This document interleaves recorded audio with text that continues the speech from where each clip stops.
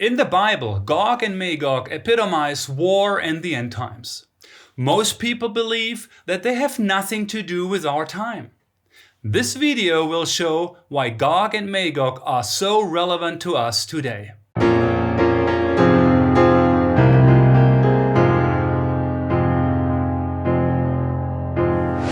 Gog and Magog appear together twice in the Bible. In the Old Testament, in the Book of Ezekiel, chapter 38 and 39, and in the New Testament, in the Book of Revelation, chapter 20. Let's read the verse in Ezekiel 38, verse 2 first. Son of man, set your face against Gog of the land of Magog, the prince of Rosh, Meshech, and Tubal, and prophesy against him. Here is the verse in Revelation 20 and verse 7 through 9. Now, when the 1,000 years have expired, Satan will be released from his prison and will go out to deceive the nations which are in the four corners of the earth, Gog and Magog, to gather them together to battle, whose number is as the sand of the sea. They went up to the breadth of the earth and surrounded the camp of the saints and the beloved city. And fire came down from God out of heaven and devoured them. Both passages are about Gog and Magog. But are both passages referring to the same event? The answer is no, because the events occur at different points in time. Let's examine when each instance takes place. According to the Bible, the age that we are living in will come to an end, and the age that follows will be the age of Christ's millennial kingdom. In Revelation 20, verse 7, Gog and Magog will appear when the 1,000 years have expired, that is, at the end of the millennial kingdom. However, the Gog and Magog in Ezekiel refers to a different point in time, the present age, not at the end of the millennial kingdom, as in the passage in Revelation 20. In fact, Ezekiel's Gog and Magog refer to the war of Armageddon, which is the last war of our age. Revelation 16 describes the armies of the Antichrist, and they gathered them together at a place called in Hebrew Armageddon. This war at Armageddon takes place before the millennial kingdom, not after. Now there are 7 points that prove that Ezekiel is indeed talking about Armageddon and not the Gog and Magog at the end of the millennial kingdom. Point number 1, the gathering of the Jews. Concerning Gog, Ezekiel 38 and verse 8 says, "After many days you will be visited. In the latter days you will come into the land of those brought back from the sword and gathered from many people on the mountains of Israel, which had long been desolate. They were brought out of the nations, and now all of them dwell safely." These words certainly do not describe the time after the millennial kingdom. They describe what has already occurred historically to the nation of Israel. After the nation of Israel was completely destroyed by the sword of Titus, they were desolate and scattered for nearly 1900 years. But approximately 75 years ago, God already gathered the Jews out of all the nations to dwell safely together when the nation of Israel was re-established in 1948.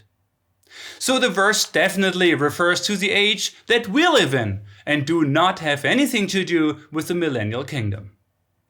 Reason number 2, the Jews will mourn for the Messiah. Concerning the Jews, Ezekiel 39 verse 26 says, "After they have borne their shame and all their unfaithfulness in which they were unfaithful to me, when they dwelt safely in their own land, no one made them afraid." As mentioned before, the Jews have been dwelling safely in their country since 1948. But at Christ's second coming, they will bear their shame and unfaithfulness, and will lament and weep bitterly for the Messiah. Why? because after they had crucified him, they have denied him for nearly 2,000 years, and now they will see him and recognize him. Zechariah the prophet confirms this about the Messiah. Then they will look on me whom they pierced. Yes, they will mourn for him as one mourns for his only son, and grieves for him as one grieves for the firstborn. Revelation 1 and verse 7 quotes this passage and shows that this will happen at Christ's second coming. Definitely before the millennial kingdom. Like Zechariah, Ezekiel is also referring to the time before the millennial kingdom. Point number 3, the outpouring of the Spirit upon Israel. Ezekiel 39 and verse 29 says, "And I will not hide my face from them any more, for I will have poured out my Spirit on the house of Israel, says the Lord God." Zechariah also speaks of the same outpouring of the Spirit upon Israel. He says, "And I will pour out on the house of David and on the inhabitants of Jerusalem the Spirit of grace and supplication." God will not pour out the Spirit on Israel after the millennial kingdom. God rather will send the Spirit of grace and supplication for Israel's salvation before the millennial kingdom. Point number 4, the bowls of wrath. Ezekiel 38 and verse 19, 20 and 22 says, "Surely in that day there shall be a great earthquake in the land of Israel. The mountains shall be thrown down, the steep places shall fall, and every wall shall fall to the ground. And I will bring Gog to judgment with pestilence and bloodshed. I will rain down on him flooding rain, great hailstone, fire and brimstone." This should immediately remind us of the 7 bowls of wrath. They are poured out on the Antichrist and on his kingdom. Here are some passages from Revelation 16. "So the first went and poured out his bowl upon the earth, and a foul and loathsome sore came upon man. Then the second poured out his bowl on the sea, and it became blood as the dead man, and every living creature in the sea died. Then the fourth angel poured out his bowl on the sun, and power was given to him to scorch man with fire. And a great earthquake came, such as a mighty and great earthquake has not occurred since men were on the earth. And great hail from heaven fell upon man, each hailstone about the weight of a talent." The bowls of wrath in Revelation are poured out before the millennial kingdom, not after. Another proof that Ezekiel is writing about the present age today. Point number 5. Every man's sword against his brother. Concerning Gog, Ezekiel 38 and verse 21 also says, "I will call for a sword against Gog throughout all my mountains, says the Lord. Every man's sword will be against his brother." How will Gog and his army be defeated? Ezekiel tells us that they will slay one another. Zechariah confirms this and refers to Armageddon. "It shall come to pass in that day that a great panic from the Lord will be amongst them. Everyone will seize the hand of his neighbor and raise his hand against his neighbor's hand. Confusion and chaos will erupt among the armies, so they will end up destroying themselves."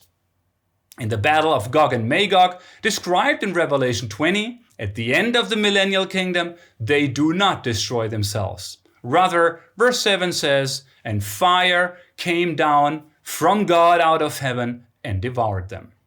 Point number 6, God's great meal for the birds.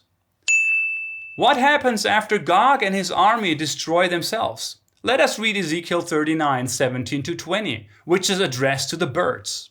"Assemble yourself and come.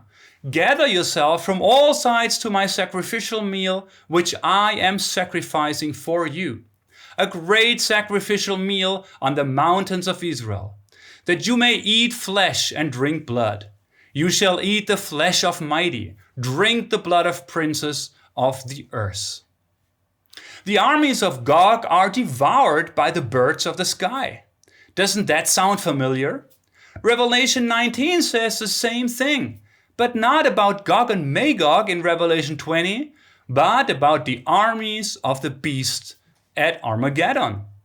In Revelation 19, verse 17 to 20, the angel calls out to the birds, "Come and gather together for the supper of the great God, that you may eat the flesh of kings and the flesh of captains and the flesh of the mighty man." And all the birds were filled with their flesh.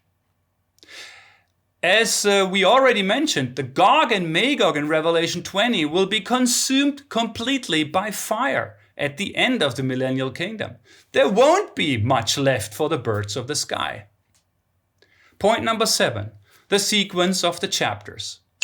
That Gog and Magog can only refer to Armageddon is also shown by the sequence of chapters in the book of Ezekiel. Chapter 36 prophesies of the new covenant, which was enacted by the death and resurrection of Jesus Christ. Shortly thereafter, Jerusalem was destroyed by the Romans and the Jews were scattered. Then in chapter 37, Ezekiel prophesies again about the gathering of the Jews and the revival of the nation of Israel, the bones of the dead that came to life. This occurred in 1948. Chapter 38 and 39 are about the war of Armageddon at the end of this present age. Then in chapters 40 to 48, Ezekiel describes in detail the temple of God during the millennial kingdom. This temple will be built at the beginning of the millennial kingdom, not at the end. To summarize, Ezekiel 38 and 39 do not refer to the end of the millennial kingdom, but rather to the battle of Armageddon that will occur at the end of this age. Why is this important? Because Ezekiel, like no other, describes important details about the war at Armageddon. For example, he reveals which nations will attack Israel. With this understanding, many things that are happening in Israel today become clear. Through Ezekiel, we can see that the current war in Israel is a preparation for Armageddon.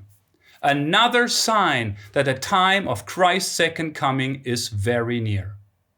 The next video will show which nation Ezekiel is talking about and what this means for the current development in Israel. So stay tuned. Jesus is coming soon.